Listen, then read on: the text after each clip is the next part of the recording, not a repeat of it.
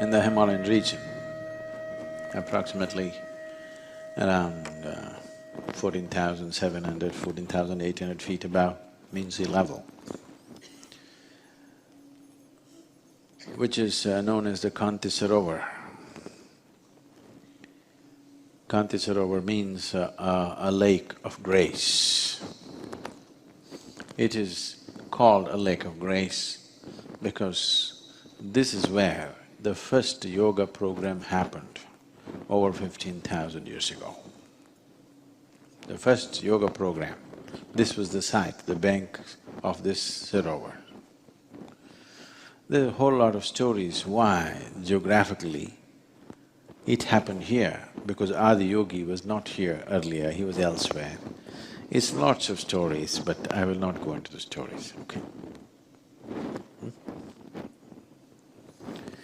So, he happened to be there on the banks of this lake. And this is where, with 7 disciples, he started his first yoga program. This place is very significant in the whole planet. This place is very significant because it's in this place, for the first time, a human being perceived that if we strive, we can evolve. Adi Yogi, when he spoke about evolution, I know the theory of evolution is 150 years old, you know. Last year was the 200th birth anniversary of Charles Darwin. At the age of 54, he propounded, so it is less than 150 years old. But Adi Yogi spoke about the evolution in a certain way. He said, first, the divine manifested in the form of fish, life underwater. You heard of at least the Indian people, you heard of the 9 avatars? Or avatar means only a Hollywood movie for you. What has happened?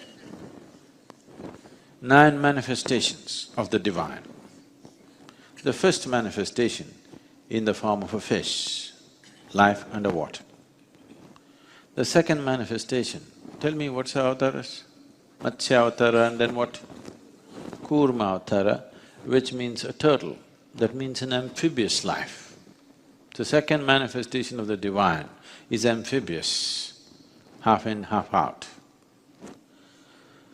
The third manifestation is Varaha-avatara, divine manifested in the form of a boar. Why a boar?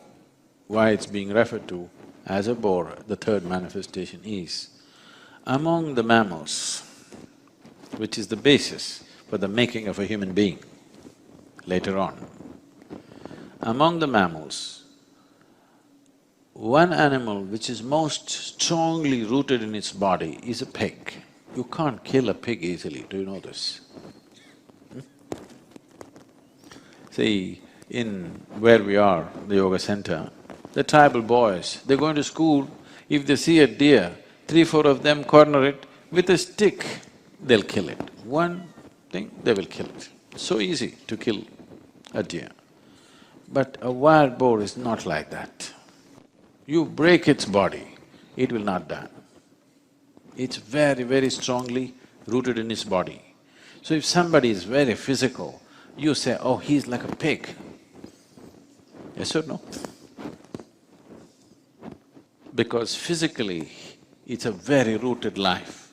So the next form of the divine is Varaha-avatara as a wild boar. What's the next one? Narasimha-avatara, which is half man and half animal form. The next manifestation of the divine is Vamana-avatara, a dwarf man. Next one is Purashurama-avatara, a full-fledged man but emotionally volatile man. So volatile, he lopped off his own mother's head. Such an angry man. The next one is Rama-avatara, a peaceful man. The next one is Krishna-avatara, a loving man. next one is supposed to be the Buddha, a meditative man. The next one is supposed to be a mystical human being. So this need not necessarily mean that one person. They're talking about humanity evolving, life evolving in a certain way. So this Adiyogi said over 15,000 years ago. Does it run very much parallel to Darwin's theory of evolution? Yes or no? It's nearly there, isn't it? In fact, it's very much there. So this was said 15,000 years ago, not 150 years ago. And then he said, as human beings, physically you have evolved to a point, further evolution is not possible unless some dramatic changes happen in the solar system. It's very uncanny. About 4 years ago, the neuroscientists came up with this fact that human brain cannot evolve further. You can learn to use it better, but it cannot evolve further because the only way it can evolve is either you must increase the size of the neuron to become more capable, or you have to increase the number of neurons. If you increase the number of neurons, clarity will be lost. This happens to many children. When they're born, they're brilliant, but they can't do anything properly because there is no clarity. It takes some time to shed some of the neurons, reduce the number of neurons in the brain, and then they become stable. But otherwise, they're all crackling, they can't do anything straight because there is no clarity. If you increase the size of the neuron, the power or the energy that it consumes is too much. Right now as you sit here, in a resting state, when you sit down, 20% of your calorific energy is being consumed by your brain right now, even if it's not doing anything very creative. Yes, in a resting state, 20% of your energy is being consumed by your brain, because brain is a very high energy consuming part of your body. 20%, it's a small thing. So much body consumes 80%, this much brain consumes 20% of the energy. If you increase the size of the neuron, the volume of energy that it consumes will become such, the body cannot sustain it. So neurologists are saying human brain cannot evolve further because the physical laws will not allow it. The laws of physics will not allow it. So he said physical evolution is finished according to the laws of physics. That's a modern statement. Adiyogi said, unless the dynamics of the solar system changes, which means unless the physical laws change on the planet, evolution cannot go further than this.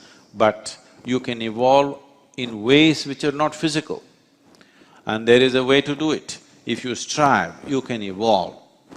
This is the most dynamic and creative process for a human being, that the way you are right now, whatever limitations nature has fixed upon you right now is not concrete, is not 100%.